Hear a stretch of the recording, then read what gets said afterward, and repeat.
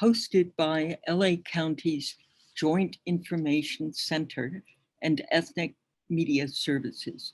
I'm Sandy Close, Director of EMS, and your moderator for today's conference.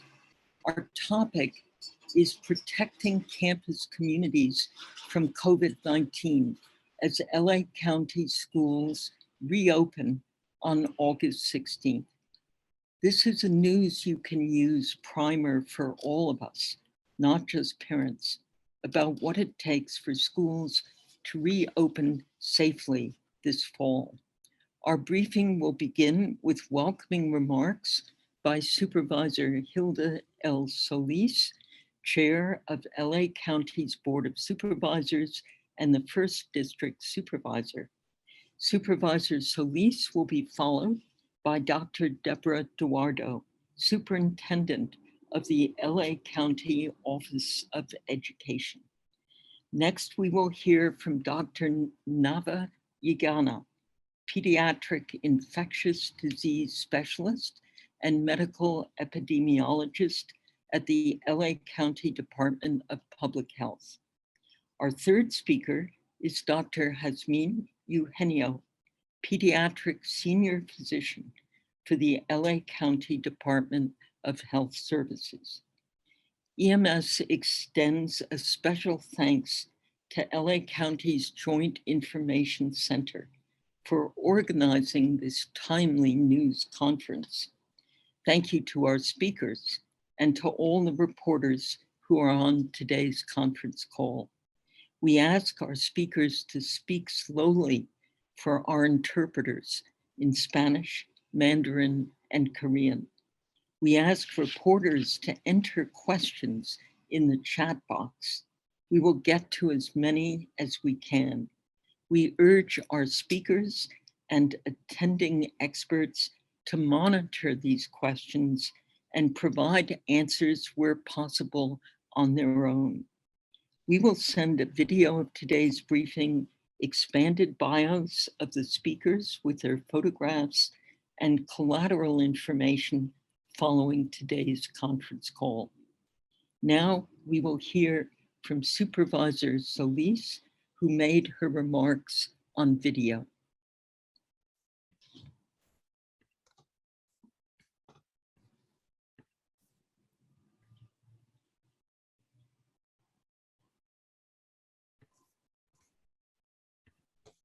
Good afternoon, everyone. I'm Supervisor Hilda Solis, Chair of the Los Angeles County Board of Supervisors representing the 1st District.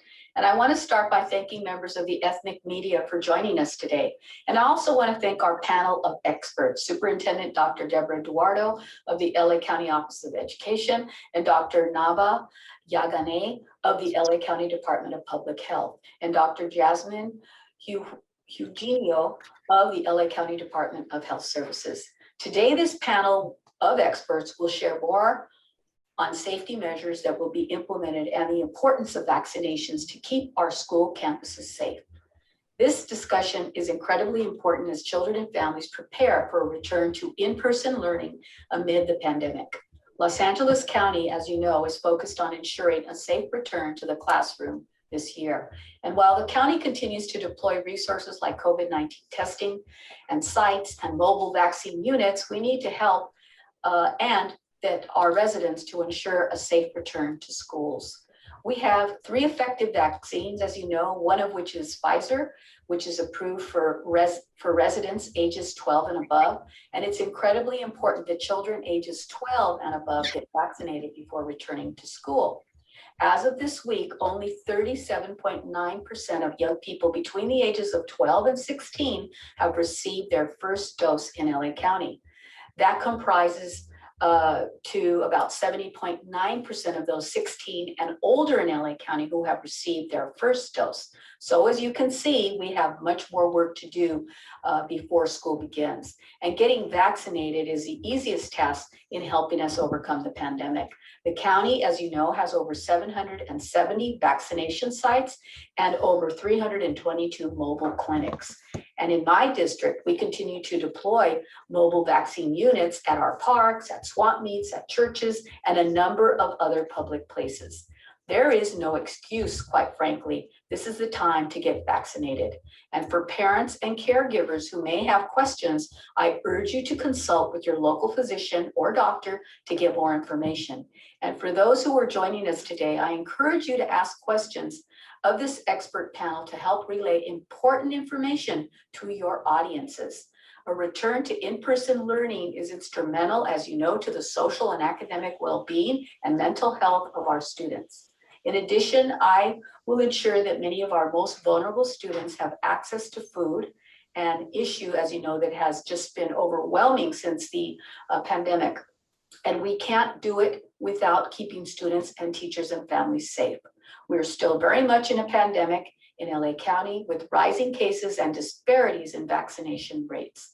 I want to thank all of you again for getting this important message out.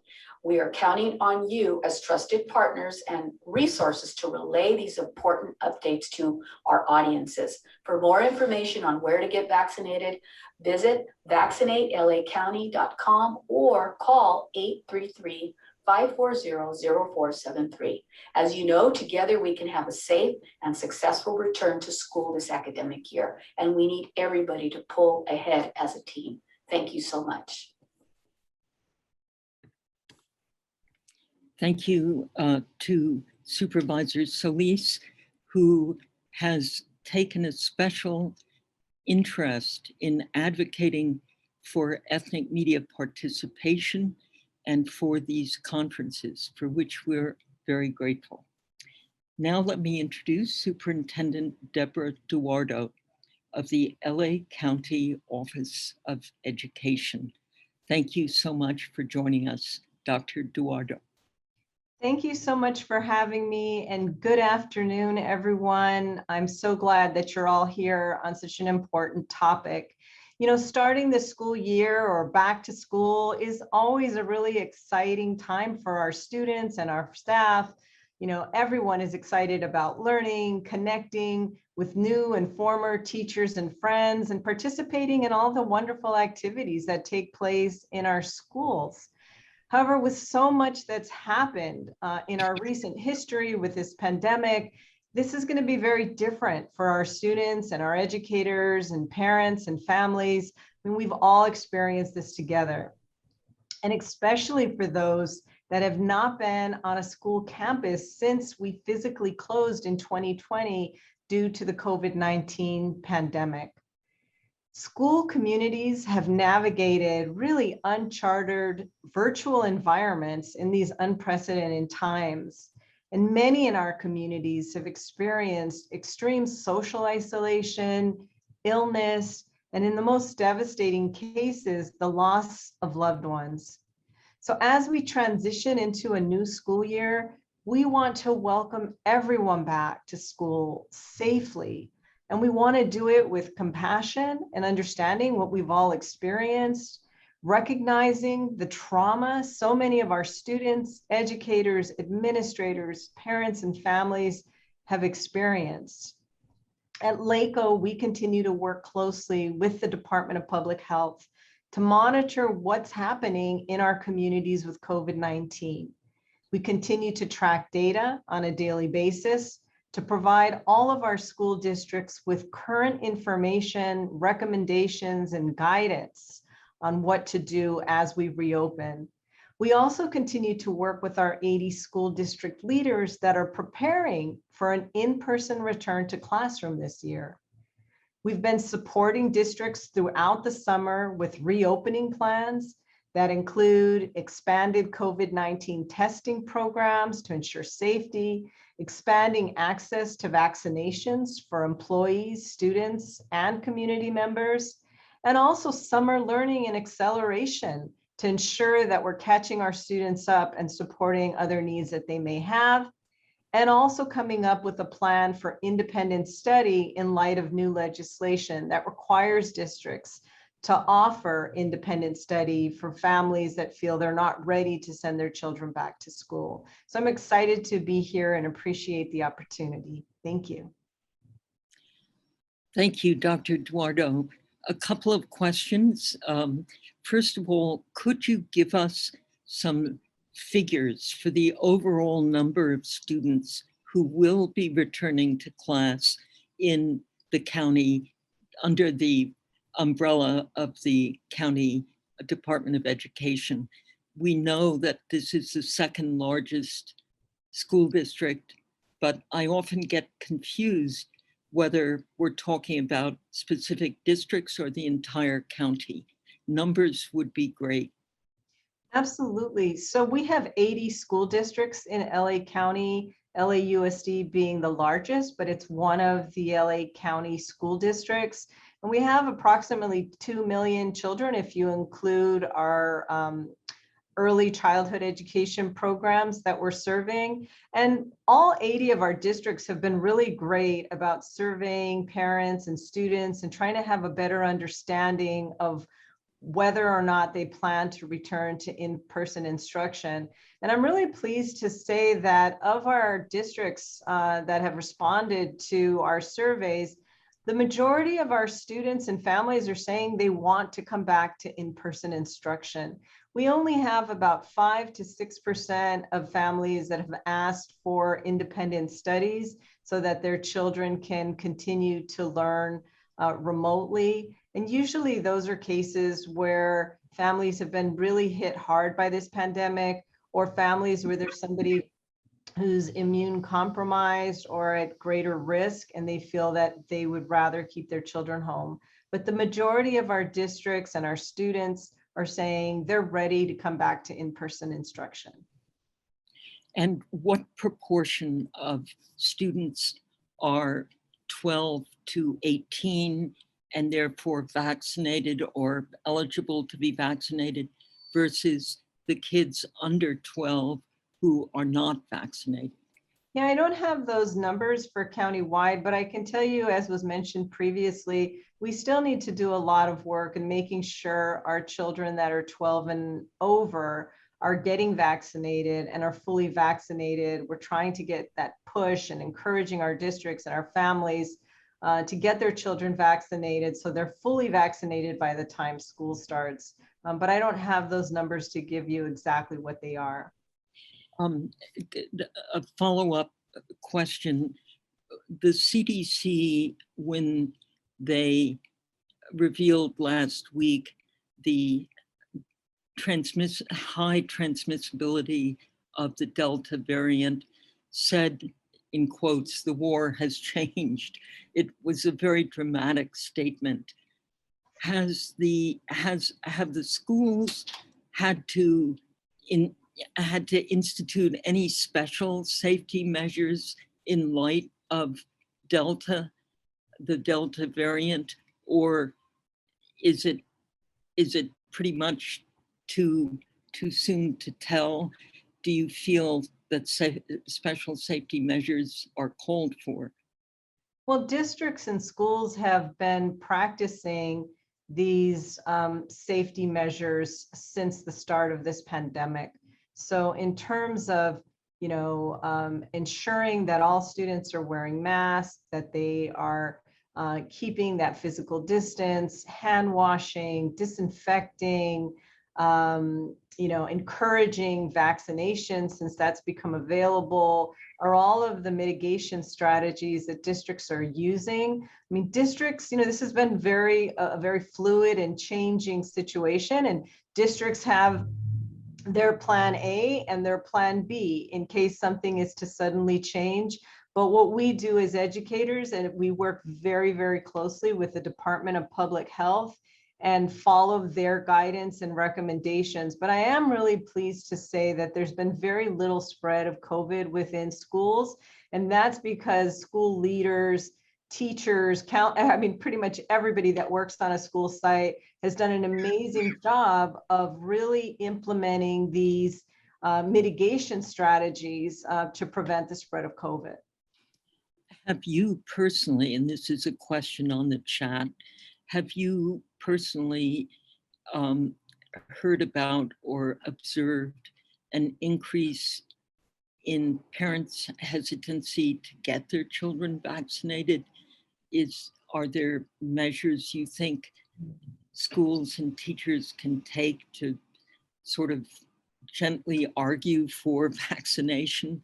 How do you deal with the parental hesitancy around vaccines? You know, it's natural for parents to have lots of questions and to be concerned about protecting their children and making sure they're doing everything possible to keep them safe. And so what we really find is most helpful is really giving parents information about the safety of vaccinations and the risk of their child or someone in their family actually getting COVID. And I think really mostly just sharing correct information and breaking some of the myths that are out there, especially in different communities, to ensure parents that we as educators, as those in the public health field, are doing everything possible to make sure that their children are safe. One other question on the chat is whether or not schools will have on-site vaccination capability. Yes, so many of our districts are working with providers that can provide vaccinations. They've provided it to their employees. I'm really happy to say that when you look across our 80 districts and the education sector in general, over 80% of educators have been fully vaccinated. So that's really good to know. And we've offered opportunities for vaccines for both students and employees, as well as COVID-19 testing, which is another strategy that schools will be using to make sure that there isn't a spread of COVID. And here's another question on the chat, which has to do with the children who lost loved ones during the year of the pandemic to COVID, or for that matter, to other illnesses.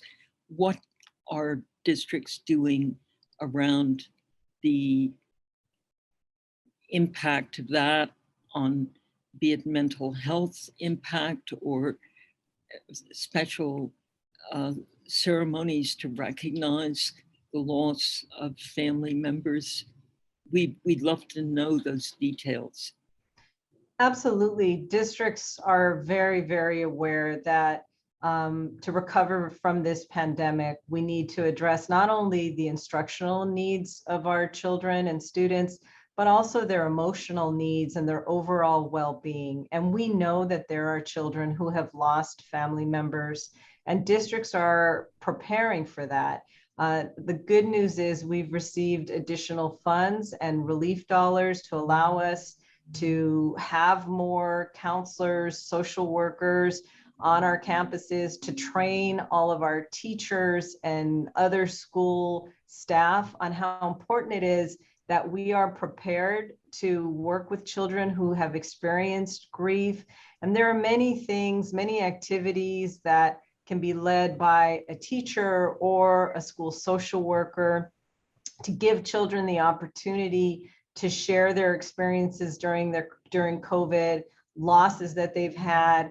Districts are also looking at tools to screen for mental health and wellness. We're working very closely with Dr. Sharon and the Department of Mental Health to make sure that we're getting lots of resources out to children and families, and really focusing on their overall well-being, because we know that children aren't going to do well, aren't going to be able to learn if they're not feeling emotionally safe and supported with some of the losses they've experienced. Thank you. A question from Araceli Martinez about students with special needs and what happens, for example, if they have difficulty wearing masks.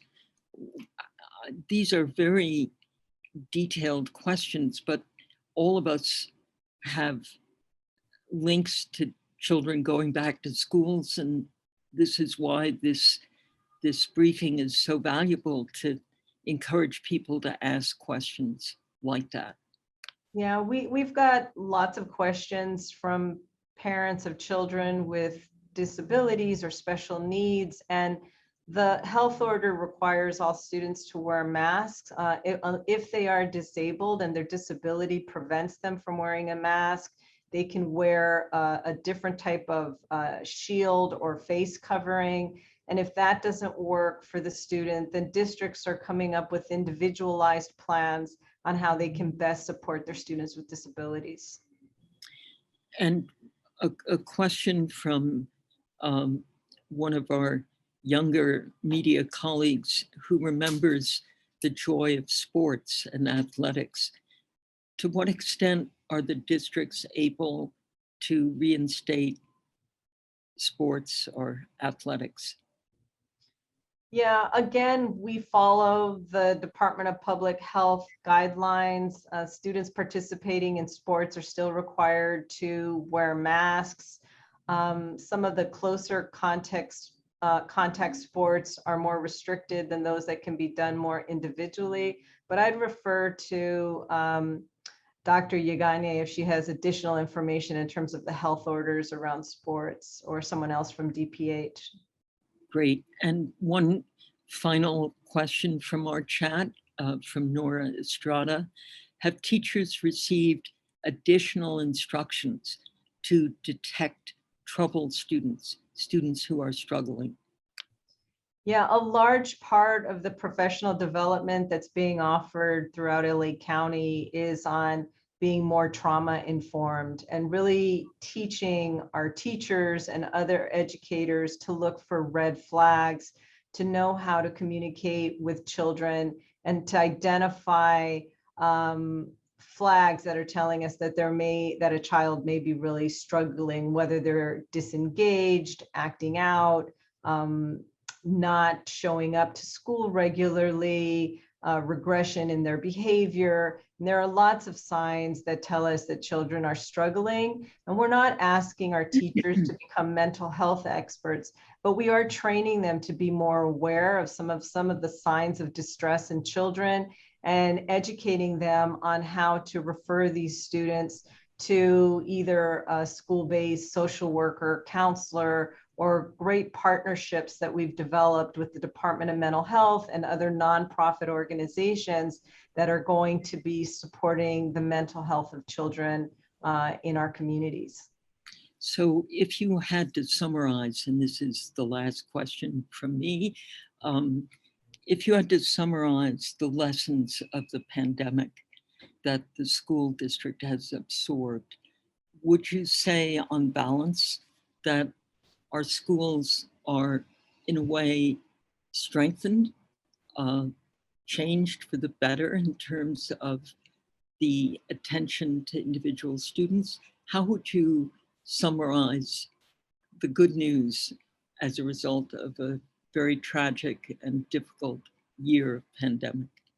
Yeah, I mean, there's absolutely some silver linings and some gains that we've made or we've learned from this pandemic. You know, we've been able to close the digital divide to ensure that all of our children have access to a computer, to the internet, to be able to supplement their instruction and to provide one-on-one tutoring. The level of parent engagement has increased tremendously, where parents have been forced while they're at home, to see what's going on in their classroom and to have conversations with their child's teachers. We want to continue to use that. We want to make it really convenient for parents who have a hard time coming to our schools because they are working multiple jobs, where they can participate in a parent-student conference or an IEP meeting. So that parent engagement and just really all of the mental health supports and looking holistically at the whole child, and not just what they're doing in instruction, but looking at all the barriers that may prevent them from learning. So there's a lot that we've learned from this pandemic, a lot in terms of how we can reform public education and make it even better than it was before. Well, thank you. And thank you very much for your comments. I hope if you can stay on, you will continue to join. And if you want to signal a comment during the Q&A period, we'd love to make this a collective conversation. Thank you very much. Thank you. So now we go to our next speaker, Dr. Nava Yogana. with the LA County Department of Public Health.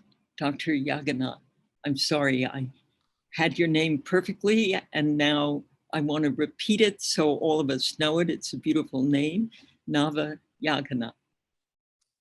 Thank you so much. And thank you, Dr. Duardo. I had a set of slides. I'm not sure if they could be pulled up. Perfect. Thank you. I think these are not my slides. I think they're the slides of the doctor speaking after me.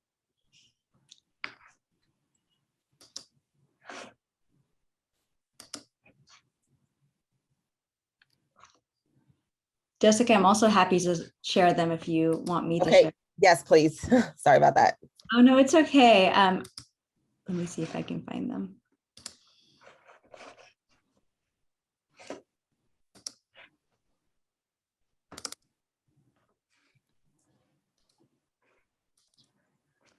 Okay.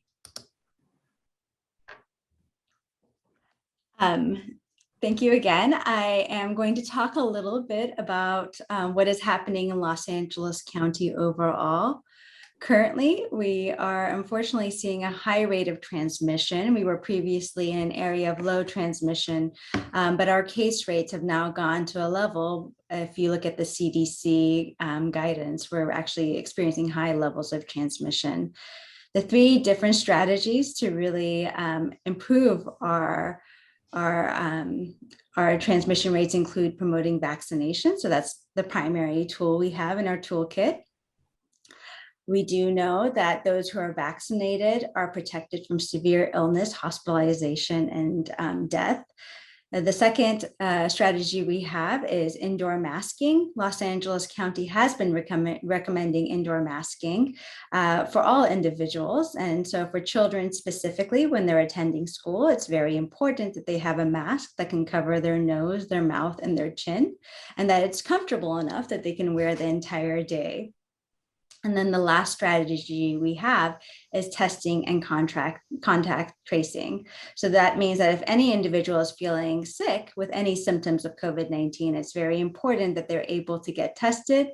And then they should be educated that they should stay home, remain isolated while they're waiting for their test results. If they're infected, that they remain isolated for the full 10 days, and that they let their close contacts all know about their infection.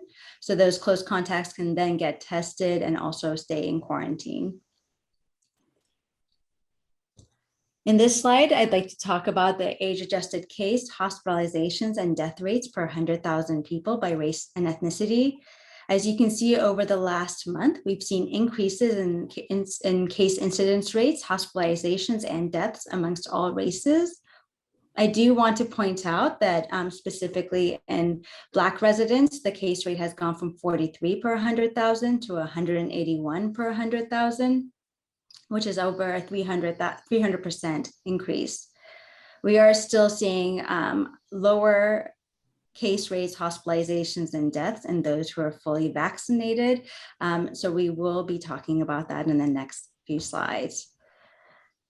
So we've administered almost 11 million doses of COVID-19 vaccinations in Los Angeles County. 6 million of these were first doses.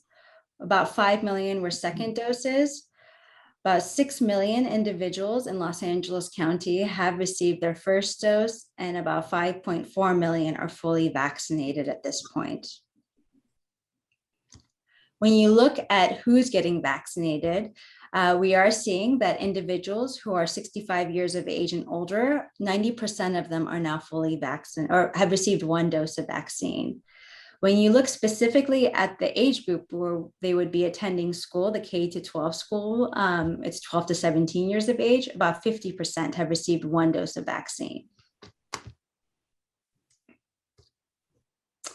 This slide looks at the vaccine rates per race, ethnicity, as well as age. If the number is highlighted as in blue, it shows that there's been a 1 point increase in percentage of people vaccinated since last week. If it's green, that means there's been a 2 point increase. And if it's red, that means there's a 3 point increase. Again, you can see that in many age groups, we're seeing an increase in vaccination uptake. However, there's still a disparity. You can see that there's a disproportionate number of individuals who've been vaccinated in different ethnicities versus others, and that there's a low vaccine rate in those who are 12 to 15 years of age and 16 and 17 years of age as compared to other age ranges. This is data that's important for us to consider as we start the new school year. As we might want to do in Department of Public Health, we would like to do more vaccine events to make sure we're addressing these gaps and closing these vaccination gaps appropriately. I have a few slides about vaccine in pediatrics. The big question I often get is when we can expect our children 5 to 12 or 5 to 11 to get authorization for vaccinations as well. So just to review, initially the pharmaceutical companies will obtain data, they'll assess safety, immunogenicity, and discuss implementation of the vaccine. Once they have all that data, then they submit it to the FDA, the Food and Drug Administration. The Food and Drug Administration will do either an EUA, which is an emergency use authorization, or a BLA, which is a biologics license application. A EUA usually takes several weeks to months to obtain. A BLA usually takes months to years to obtain. Once the FDA has made their decision and they reviewed the data, which is plenteous, then they will send over that information to the CDC and the Advisory Committee on Immunization Practices. At that point, the CDC will make a recommendation based on the advice of the Advisory Committee on Immunization Practices. This committee is made up of pediatricians, of infectious disease physicians, of public health experts, of ethicists. And so this group will meet and make the recommendations for use. At this point, for the pediatric vaccine, we are still assessing safety, immunogenicity, and implementation. Hopefully, we will get some of this data submitted to the FDA in early fall, and we will wait for the FDA to determine whether they will give an EUA. So it might take several months until we get this emergency use authorization for our 5 to 11-year-olds. And then after that, it would be for the 6 months to 5-year age range. Just to go over some of the data for adolescents, when we know that adolescents 12 to 17 years of age are at risk for severe disease with COVID-19. There's been more than 1.5 million reported cases and 13,000 hospitalizations to death. We also know, Sorry, you said to date. Dates, I'm sorry, to date. Right. Just for our interpreters, I want to make sure we get those words right. Thank you so much, Sandy. It is also important for us to know that those who are in the 12 to 17 years of age may suffer from a more severe presentation of MIS-C or multi-system inflammatory syndrome in children. Furthermore, we know that COVID-19 in adolescents may also indirectly impact others' health. Adolescents contribute to transmission in households and in communities, including those who are in older, vulnerable populations, and that more and more adolescents are an increasing proportion of recent COVID-19 cases. This is data that was submitted from Pfizer to get the emergency use authorization for our adolescent population.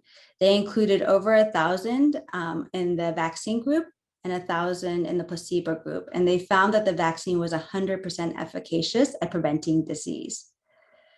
We now have millions and millions of children who have been vaccinated. And again, this vaccine has been shown to be both safe and effective. I want to draw your attention to the vaccine dashboard that you can access using the website linked below. You can also go on vaccinatelacounty.com. On this dashboard, you can actually look at the vaccine rates in 12 to 17-year-olds by zip code. You can see the areas that are highlighted as blue or green have higher vaccination rates than those that are highlighted in brown or beige. The goal, of course, is to get everyone to have a higher vaccination rate to make the schools more safe as they open. Just as a reminder, for the timeline for vaccinating school-aged children with Pfizer, if you were to get the first dose today, you would get your second dose 3 weeks later, which would be the 25th. You would be fully protected in 5 weeks, which is right after Labor Day. So it's very important to plan ahead when you're trying to schedule your child for vaccine. We know that children are eager to go back to school, to spend time with their friends, to spend time with their teachers, to enjoy activities that they haven't been able to enjoy over the last year. So it is very important for us to make sure that vaccine is easily available to them. And again, if you go to their website, vaccinatelacounty.com, you can look for a vaccine clinic near you, whether it be a pediatrician's office or a nearby pod or point of distribution. And then also about 140 different schools are hosting vaccine events in August. And so again, checking in with your school to see if they're hosting a vaccine event might be the best way to get the vaccine. Briefly, I do want to mention that we do have guidance on keeping schools safe. The tenets of infection prevention are to vaccinate if you're eligible, to continue to mask indoors, to try to be in areas with improved ventilation, to stay home if you're sick and to get tested for COVID-19. If you are infected with COVID-19, to stay home, and then to make sure your close contacts are aware and that they're able to quarantine.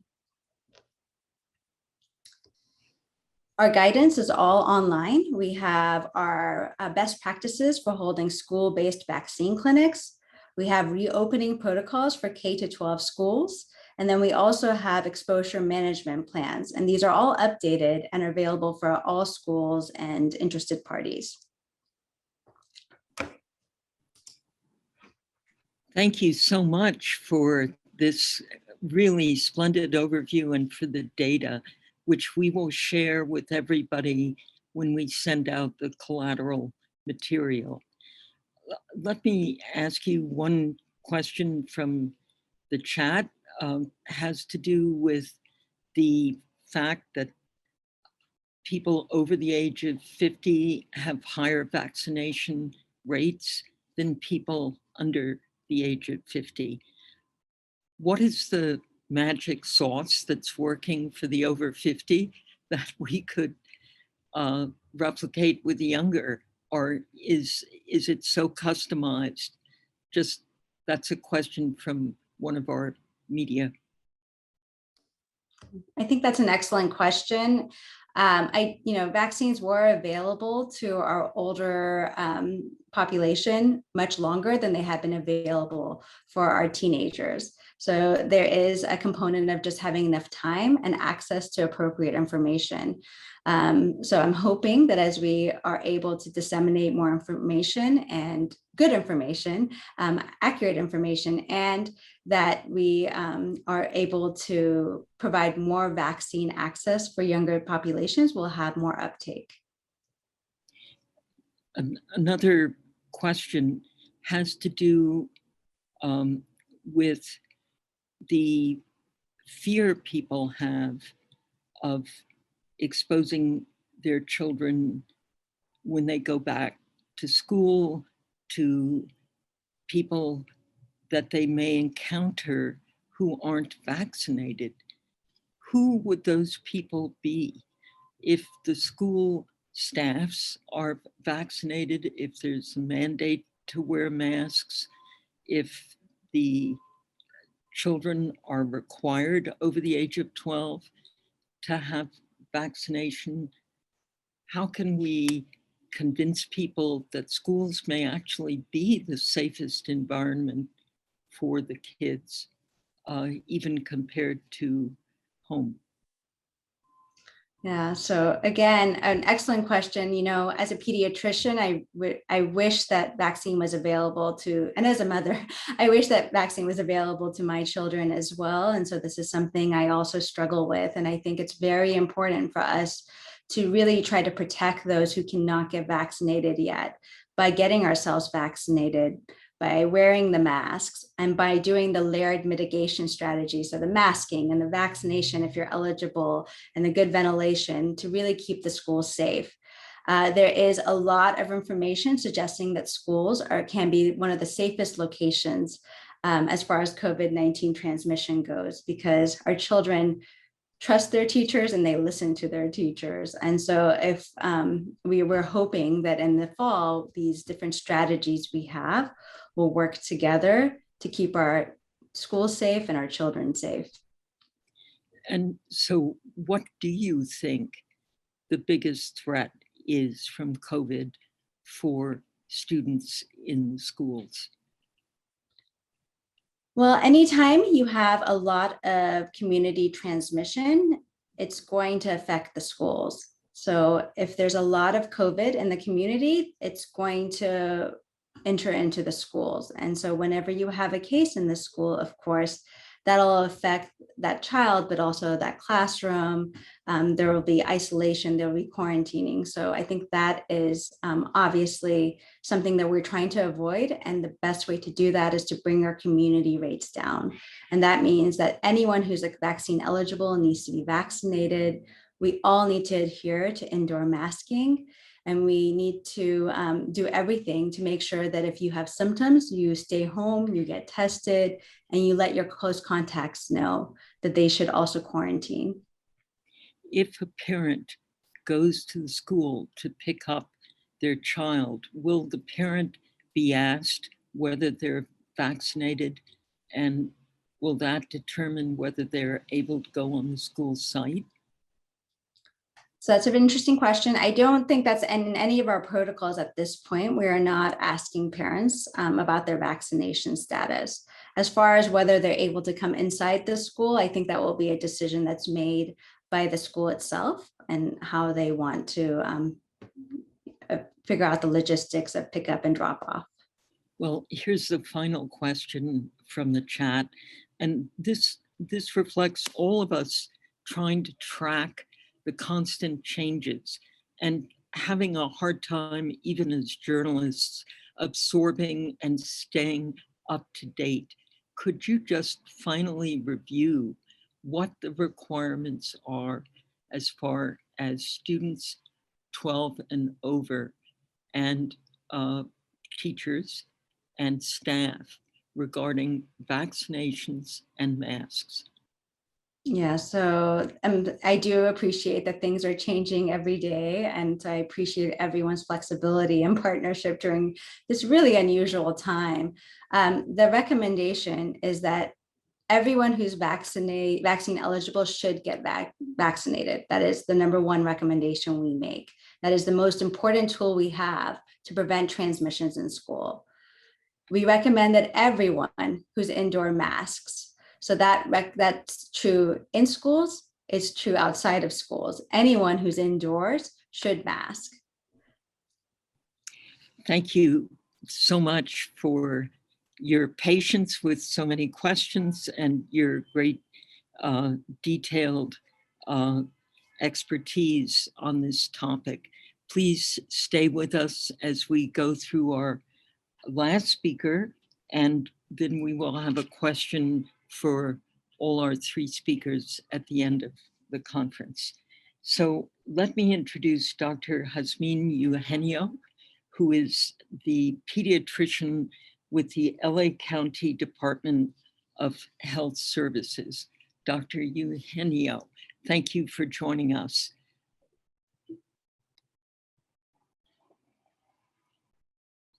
I think you need to unmute. There you go. Good morning, everyone. Thank you for inviting me here. I do have slides that I am going to share. I mean, they are doing it for me. So there you go. Good morning again. We all know, and thank you for the previous speakers for the enlightenment. I was actually writing notes and making notes so that I could share that with the other pediatricians in our area. We all know in this medium here that students benefit from in-person learning, so that our priority in 2021 fall is to make sure that the kids are safe when they go in. Next slide, please. We know that in California, full-time in-person school starts in a few weeks, and masks are required for those who are unvaccinated. So younger children who are less than 12 years old will have to wear masks at school. And at this point, we have to wait and see when that vaccine will be available for children below 12. Next slide, please. The vaccination is currently the leading public health prevention strategy to end the COVID-19 pandemic. We all know that, and we all share that. Dr. Next slide. Jaramillo, could you speak a little more slowly for the Okay. interpreter? Oh, yes, you're right. Thank you. So slide 4, as a mom and pediatrician, these days are the days that I used to look forward to going to Target with my children with that daunting list from the school. My children would be very excited as they prepared their to-do list for school. As a pediatrician, our clinics would be gearing up for back-to-school vaccine days, and schedules are getting full. But these are different times. And I'm so glad that I could be sharing my thoughts with you as we prepare our children for school with the ongoing epidemic and with the Delta variant lurking. We have to prepare our children. That's the main thing. They need to understand that it would be different. It will be a hybrid schedule. The stakes will be low. Now, children will want to go back to school, but there will definitely be some anxiety. Some of them may not want to go out the door or enter the door. You may get, as parents, get a text in the middle of the day saying they're scared. We need to understand and show and see the signs and symptoms of anxiety when they re-enter. They will not be as excited as they did 2 years ago, you know, when you had your pictures of the Instagram. And we have to realize that the transition will be different.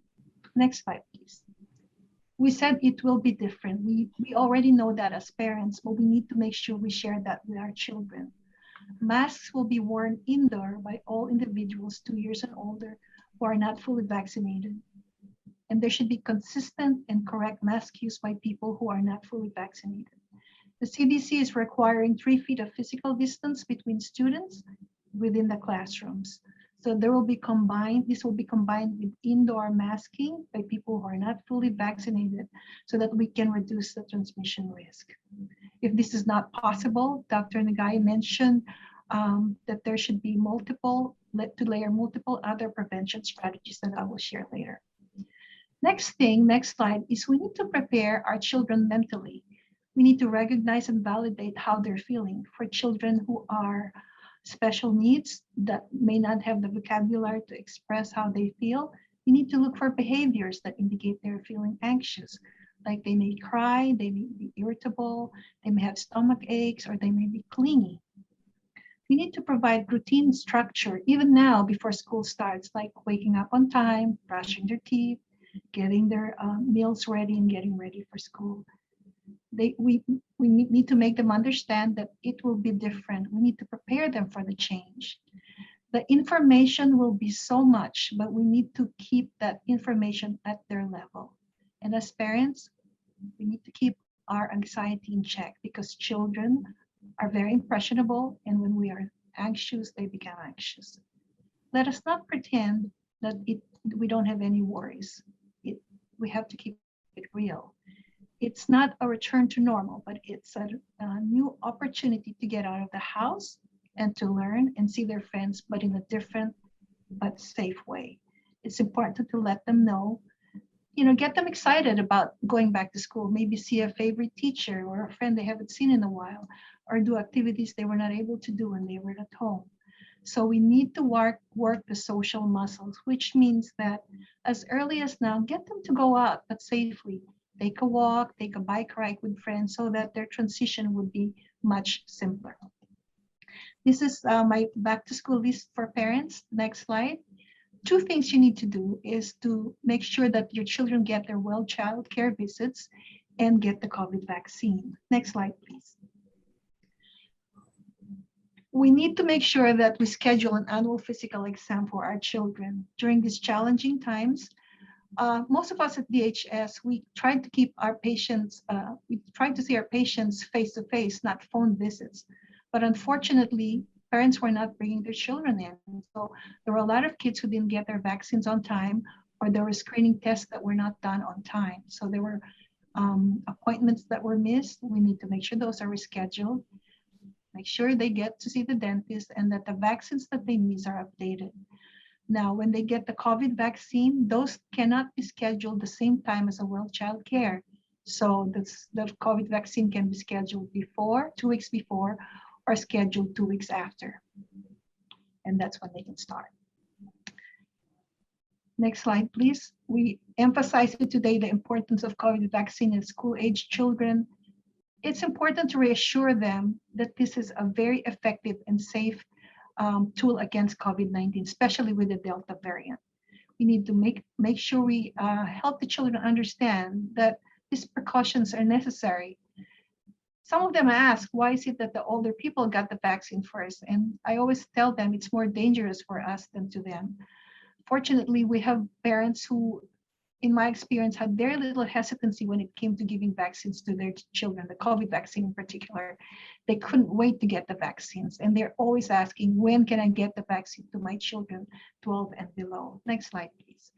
As we prepare them for getting the vaccine, make sure they have their photo ID and verification of age. When they get the vaccine, there should be a legal guardian, and if this is not possible, there has to be a consent form. The consent form can be found in vaccinatelacounty.com.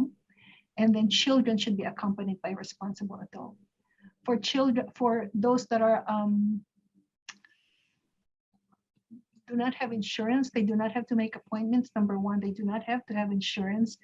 And it's important to know that they do not ask any of their legal status here in the United States. Anyone can get that. That is their immigration status. When they get the vaccine, next slide, please, let the children know they will have some reactions.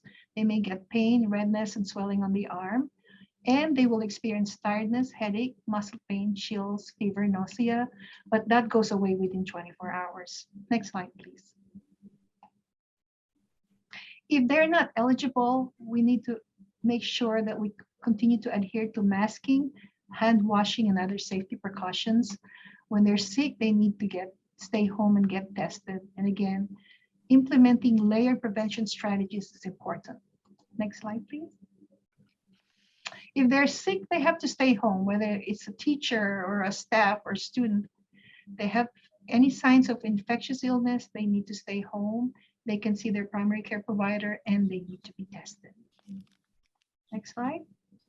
These are the different prevention strategies that has already been mentioned prior, and that is promoting vaccination, consistent and correct mask use, physical distancing, screening tests, ventilation, hand washing and respiratory etiquette, staying home when you're sick, contact tracing, cleaning, and disinfection. I think this is my last slide. I encourage all of you to stay safe and to be vigilant and to make sure you encourage everyone to get vaccinated. Thank you. Thank you very much. I think we have some questions which are really now about, I think, what we do if children are in families that really are too skeptical about vaccines and just don't want their children vaccinated. Are those children unable to return to school? Are they transferred to remote learning? How do you deal with children who, through no fault of their own, aren't vaccinated, but may not be able to go back to school? You know, I've been faced with that, especially among teenagers who want to go back to school, but the parents don't want them to get vaccinated. We have this conversation in our offices, in the clinic. And then I encourage the parents to sit down with their children and the children to speak to their parents about this. That's always a quandary because kids want to go back to school and the parents are skeptical. So they're left with the choice of, do you want to stay home or do you want to go to school? It's a difficult call. The best I can do is educate the parents as much as I can. Let them know that this is something they can decide, not necessarily at the office, give them all the information I can, But in the end, if they can't go back to school, if they can't be vaccinated, unfortunately, I don't think they can go back to school. They may have to do the remote learning, unfortunately. But would the remote learning, would the classes be provided for remote learning? Would they qualify for those classes from the school district? Honestly, I'm not sure about that, whether that's going to be available. I'm hoping that would be available. And But maybe Dr. Duardo. yes. Just a couple of clarifying issues. In LA County, we're not mandating that all students are vaccinated to attend school. We are requiring that everyone, whether they're vaccinated or not, wears a mask while indoors. But for students whose parents, for other reasons, may feel like they don't feel comfortable sending their children to school, there was actually a change in the law that requires all districts to provide what they're calling independent studies. So independent studies is basically an opportunity for those children to continue with distance learning, remote instruction. Again, I said this is a very small percentage of students or parents who have made that decision to keep their children from attending school in person. But I just wanted to make it clear that there is not at this time any mandate that any students are vaccinated. Nobody will be excluded from school because they haven't been vaccinated. We will be enforcing the requirement to wear masks for everyone, students and staff, while they're indoors at school. Thank you for that clarification. That's very helpful. And a follow-up question on the chat is teachers and staff that don't want to get vaccinated, they're not also, there is no mandate that they have to be vaccinated either? Not in LA County. What we are seeing is that in order to ensure, well, first of all, I want to say the good news is that over 80% of our educators have been vaccinated. And for the small percentage who are not vaccinated, they will have to undergo regular COVID testing, to ensure that they are not going to infect anyone else.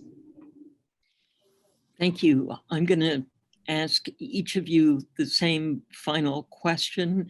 Each of you has like a minute to respond, but this is in a way a message to the parents we serve in our audiences. And it's after a year when there's been great contentious debate over whether schools should reopen or close, whether schools contribute to transmission or whether schools are the safest place. And now people are looking for good news. And you've provided very reassuring information. But if we were to ask you to write our lead sentence, our lead paragraph, our headline, what do you think the best news is that we can offer parents about reopening the schools for the safety of the school children, staff, teachers, and wider community? We're asking you to write a headline for us. Dr. Duardo, what would your best pitch be about the good news for returning students to the schools? The good news is that schools are one of the safest places children can be to prevent getting sick and to prevent getting COVID. Schools have done an excellent job of preventing the spread of COVID by using all the mitigation strategies, and will continue to do that because the health and safety and well-being of our students and our employees is a #1 priority. Children need to be in school, not only for the best quality of instruction, but also to address their social, emotional needs and to feel like they can be with their friends and their teachers in a safe environment. Thank you. And I'll take that question now to Dr. Yogana. I agree with what Dr. Duardo said wholeheartedly. I just know that this fall will require it to be a joint effort between teachers, staff, parents, students. And the good news here is that we know this virus well. We have an effective toolkit. We know we could fight this transmission of this virus using vaccinations, masking when you're indoors, and then isolating and quarantining if you're not feeling well or if you've been exposed to someone who has been infected. And I think that these strategies together will work to create this healthy and safe school environment for our children. That's wonderful. Thank you. And lastly, Dr. Hasmin Eugenio, what is your best news headline Well, returning? if I had to write a poster and post it everywhere, I would just say, let's get back to in-school learning. Let's get vaccinated together. Thank you. Look, all three of you and Supervisor Solis, thank you for giving us this great opportunity to explore the reopening of schools this fall. We wish you the best of luck, and we thank you for the tremendous service you're doing for our kids and our communities. Thank you. This conference Thank you so is over. much. Thank you for the opportunity. Thank you so much.